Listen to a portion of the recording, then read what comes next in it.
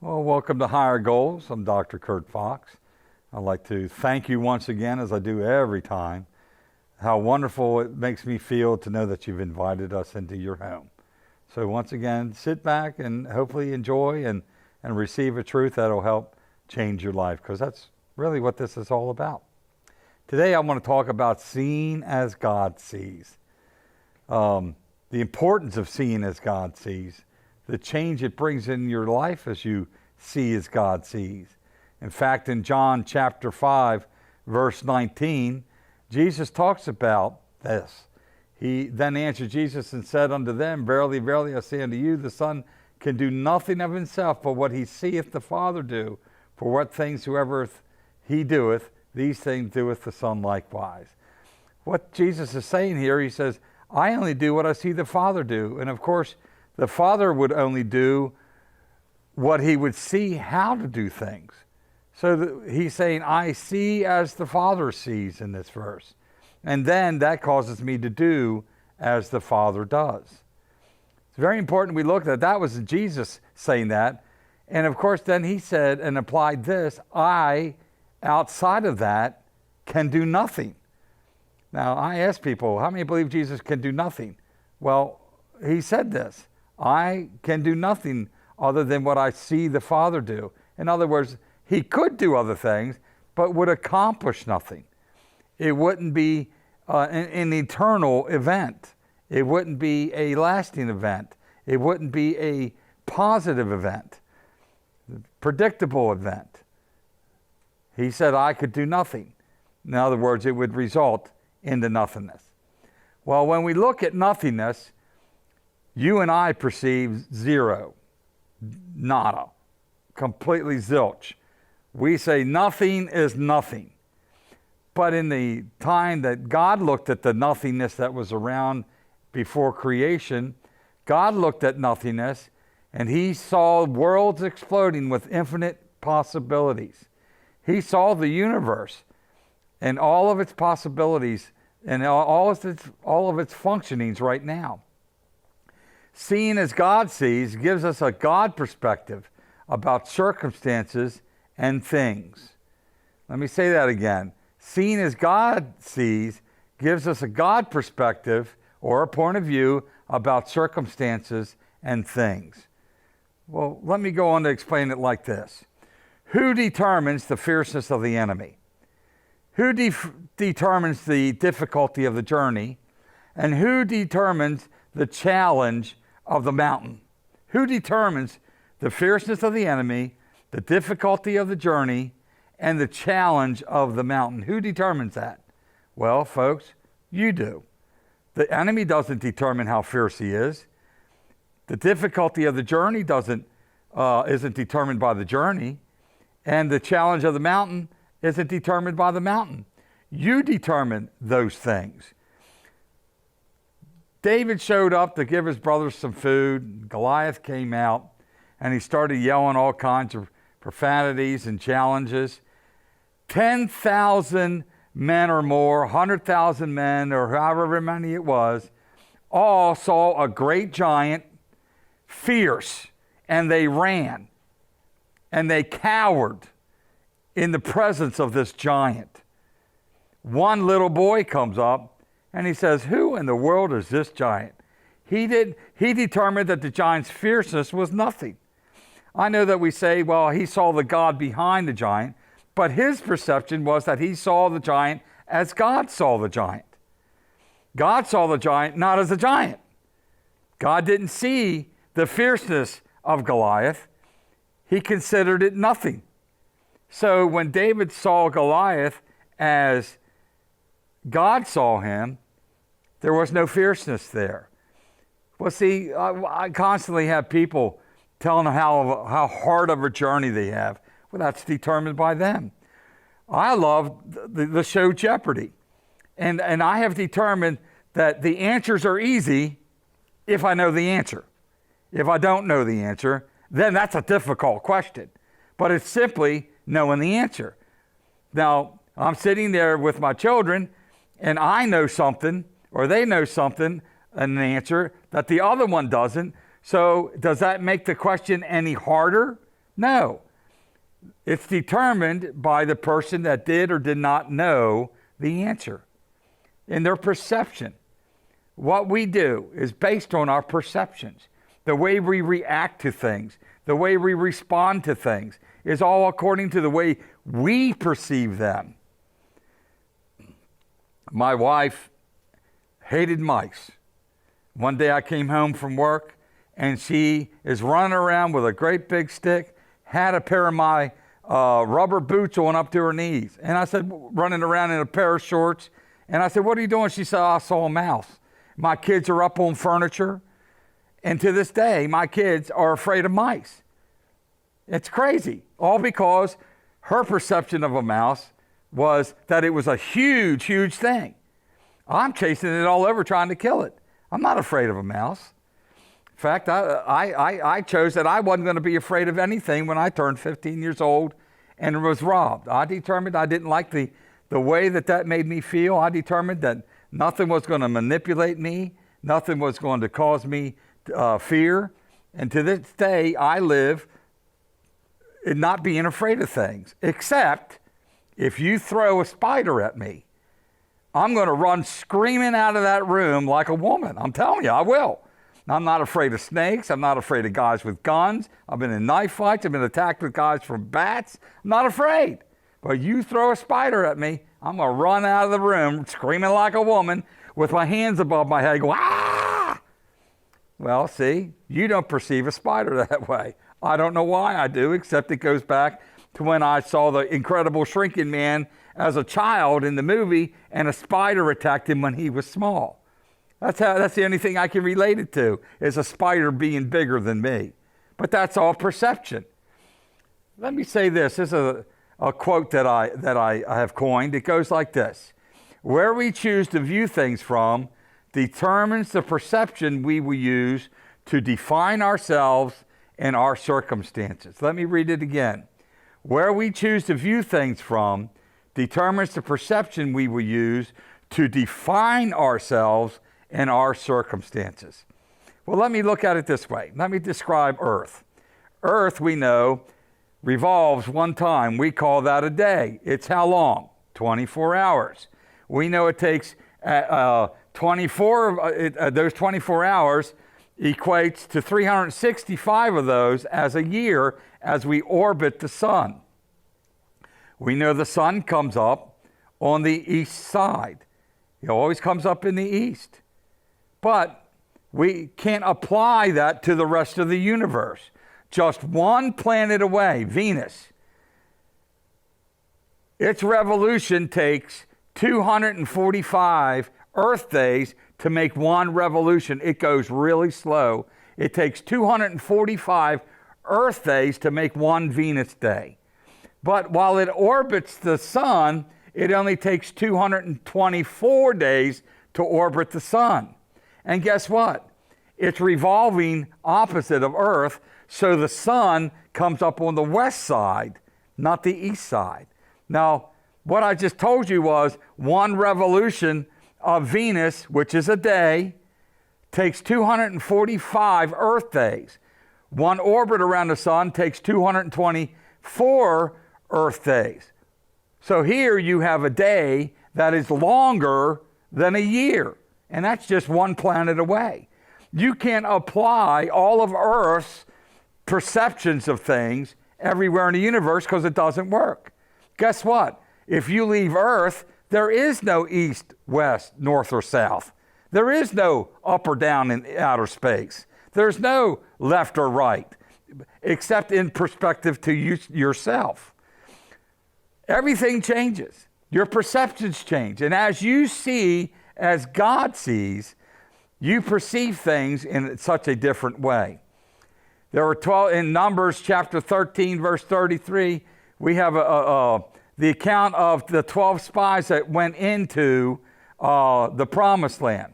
And it said there when they came back, 10 of them said this, and there were giants, the sons of Anak, which came, of the giants, and we were in our own sight as grasshoppers, and so we were in their sight. Look at that perception. These guys saw what they thought were giants, and they defined themselves as grasshoppers. They said, we see ourselves as grasshoppers. Their perception was not a God perception, because they were perceiving as they saw things, not as God saw things. We know that Joshua and Caleb later on that story saw things as God said and said, let's go on into the promised land. God is more than able to give us the victory, because they saw things as God saw them.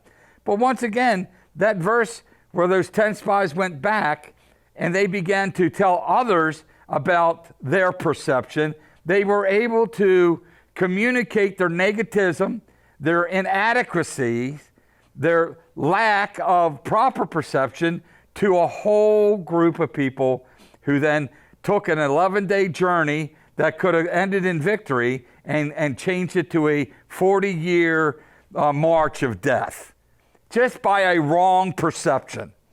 They took what could have been an 11-day march to victory and they converted it into a 40-year march of death because of the wrong perception. There was two perceptions here. One was a godly one. One was the way they saw themselves. And each perception gave them the ability to define themselves according to that perception. Let me read my quote again. Where we choose to view things from determines the perception we will use to define ourselves and our circumstances. There are two perceptions you have to choose from: the way you perceive things or the way that God sees things. The way you see things will define the way you see yourself in comparison to other things. Once again, who defines the fierceness of the enemy? Who defines the difficulty of the journey? Who defines the challenge of the mountain? Well, the way you perceive yourself, the way you see things, you do. The way that God sees them, if you see as God sees, then we see it from a God perspective. Well, we're going to take a break right now, and we'll be right back. Hold that thought.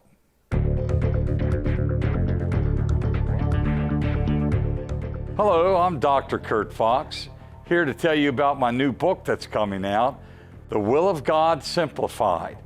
So many books have been written and complicated the fact that it's so easy to know God's will. And after people have heard the sermons and teachings, they've all come up with an OMG moment. Is it really that easy? Well, that's what my book will show you. Thank you.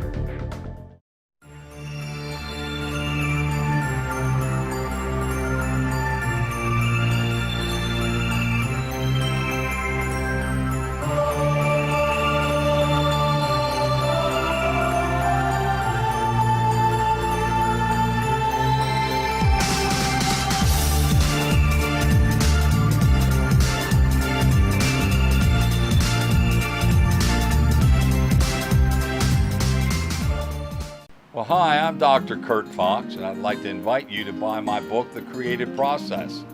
See, everybody in their life is waiting for God to come take control of their life. But really, God's up there waiting for you to take control of your own life through the ways that He shows you how to do that. It's what my book talks about, how to bring conclusions and how for you to become a deliberate creator of your own life. Well, welcome back. I know some of you during that break were probably going, well, Kurt, I just see things with reality. I just see things the way they really are. Well, who determines what they really are?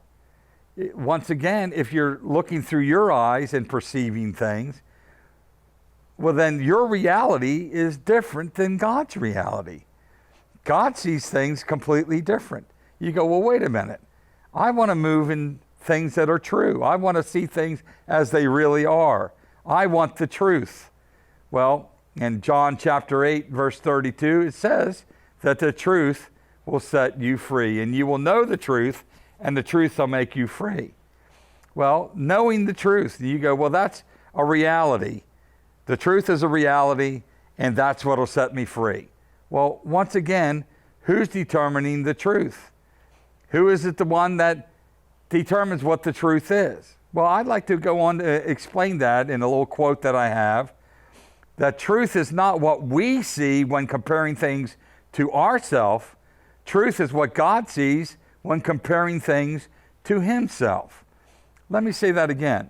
Truth is not what we see when comparing things to ourselves. Truth is what God sees when comparing things to himself. Well, in the circumstance where the 5,000 people had to be fed, Jesus said, well, what do we have? How much money do we have? And they said, well, we don't have enough money to buy everybody enough food for everybody to even get one bite. And then Jesus said, well, what else do we have? And they said, well, we got a little boy over here with 5 loaves and 2 fish. And then Philip says, but what is that amongst so many? See, he was looking at 5 loaves and 2 fish, and he looked up and saw a crowd of 5,000 men, not including women and children, probably close to 10,000 or more. And he looks at those 5 loaves and 2 fish and said, well, you know, I could consume this just myself. But see, that's the thing. When Jesus saw that 5 loaves and 2 fish, he saw everybody's belly full, and he saw leftovers. He saw things differently when he looked at that 5 loaves and 2 fish. It was the same way when God looked at the nothingness that was out there. He didn't see nothing. He saw worlds exploding with infinite possibilities and the whole universe there. See, when you say, well, I want to face reality in my life, okay? And what you do is we take this merchant mentality and we begin to add up our life. And we begin to add up the things of our life. And we come to a daily conclusion like a merchant does at the end of every day. He kind of closes out and he sees how much money he made today to determine whether he was successful or not that day. Then he does that merchant mindedness for a week. Then he does it for a month. Then he does it for a year to determine whether he had a successful week, month, or year. And it was all because he gathered what he considered the facts, what was reality to him. But the thing is that when you do that in your own life, you're going, well, you know, I only have this kind of education. I'm not strong enough. I'm not educated enough. I'm not this, I'm not that. You begin to take a merchant mentality towards the way you perceive yourself. And then what can happen for you? But when God looks down at you, he sees someone that has an infinite understanding within his spirit. Your spirit can function on a God level. That's why God gave you his spirit. Because your spirit and his spirit are one, you can function on a God level and begin to see things as God does. When the prophet came to the lady who had to sell her son because she owed a great debt, the prophet said to her, well, what do you have? She goes, well, I have this little cruse of oil. He said, well, go borrow vessels, borrow not a few. She went and got all these vessels, and she kept pouring, and the little cruse of oil never ran out until all of the vessels were full. My point is this: there's no limit to the oil. There was no limit to the oil. You could have said, well, all I have is a little cruse of oil. But if you see as God sees, there's no limit to your oil. In fact, you can't seemingly in your life get enough vessels to contain the oil if you see the oil properly. If you see the oil as God sees, you could not even contain what God can do for you. It will be exceedingly abundantly above what you could imagine or even ask, as you see as God sees. Truth is not what we see when comparing things to ourselves. Truth is what God sees when comparing things to himself. When you look at yourself and compare things to yourself, you're limited. When you see things as God sees himself and comparing things to himself, it's unlimited. And that's just the way it is. And if you can learn to define yourself through the eyes of God instead of through your own eyes, then you'll begin to touch on these things and they'll become a reality in your life. the way we perceive things really can change a lot of the way in which you define yourself. In Paul, in 2 Corinthians chapter 12, he was describing a man that went to the third heaven, and here he saw things that he shouldn't have seen and heard things he shouldn't have seen, and then he defined himself as this. He said, "And lest I be exalted above measure through the abundance of the revelations, there was given to me a thorn in the flesh, the messenger of Satan to buffet me, lest I should be exalted above measure." Well, this is the way that Paul said. And there have been many Bible scholars. There have been many books written on what that messenger of Satan was and what that thorn in the flesh was. It's hard to understand that God delivers you from the power of darkness only to send it back into your life. That just never did make sense to me. And I did extensive studies on this and would read what everybody else had done, and everybody else has concluded through the Greek here that it was a messenger of Satan, and that it was a thorn in the flesh, and that it was people coming to buffet him and to humble him. Well, let me look at it this way. Paul said this: it's demonic. It hurts my ability, and I need to get rid of it. But if you look down here, when he beseeches, after 3 times he beseeches the Lord, in 2 Corinthians chapter 12, verse 9, we see then how God saw it. Here in 2 Corinthians chapter 12, verse 9. "And he said unto me," God speaking back to Paul, "My grace is sufficient for thee, for my strength is made perfect in weakness. Most gladly, therefore, would I glory in my infirmities, that the power of God may rest on me." Now, let me give you this understanding. The revelation of this scripture is this. A revelation is more than just an interpretation of the Greek. The Greek can give you a classic understanding of what is written down, but it doesn't always give you a revelation of the Spirit. Paul's saying it's a messenger of Satan, it's a thorn in the flesh, and it makes me weak. It lessens my ability. It needs to be gone. When God speaks, God says, "My grace is sufficient for you." Look what he says. "My strength is made perfect in weakness." God called it a weakness. God never called it a demonic spirit. God never called it a thorn. Paul did. God goes on to say, "You're not going to get rid of it. You're going to keep it, because my strength is made perfect in weakness." It's good for you. Now look at these two perspectives. One is saying it's demonic. One is saying it hurts me. It creates weakness in my life. It lessens my ability. I need to get rid of it. That's Paul's perception of it. God's is, it's a weakness, but it makes you strong. And it not only that, but you're going to keep it, not get rid of it. Now, what is this? See, Paul, in all of his spirituality, Paul, in all of his maturity, came to a wrong conclusion about things because he took his own intellect, his own level of spirituality, and began to apply it to what he thought was going on in his life, and came to a conclusion as to what the end should be. He thought the end should be, get rid of it. Get it out of my life. And the whole time God's saying, no, you're going to keep it. See, if you see things as you see them, you can come to wrong conclusions. You can perceive them as bad for you.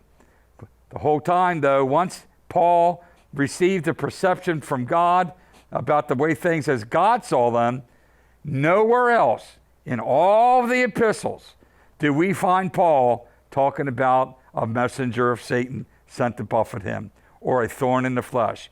It changed his perspective. This whole scripture isn't about whether Paul had a messenger of Satan. That's the way he perceived it. It's not whether Paul had a thorn in the flesh and what was that. Actually, that was just Paul's perception.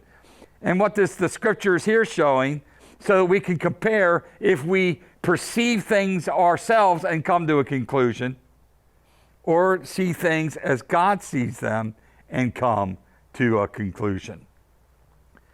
God sees things in comparison to himself. God sees things not as you see them, from an earthly perspective. It says back in Corinthians, while we look not at things which are seen, but things that are not seen. Now, how can you see things that are not seen? Well, that's because they're eternal. And when you see things as God sees, he sees them from an eternal perspective, which is in the now. The eternal is always in the now. The eternal isn't something that's coming. God wants you to start perceiving your life from the way he sees you. In the Bible, many guys' names were changed because God saw them different. God changed the name of Abram to Abraham because he became the father of many nations. Then Abraham started seeing himself that way, and he had a child. Peter was called Cephas.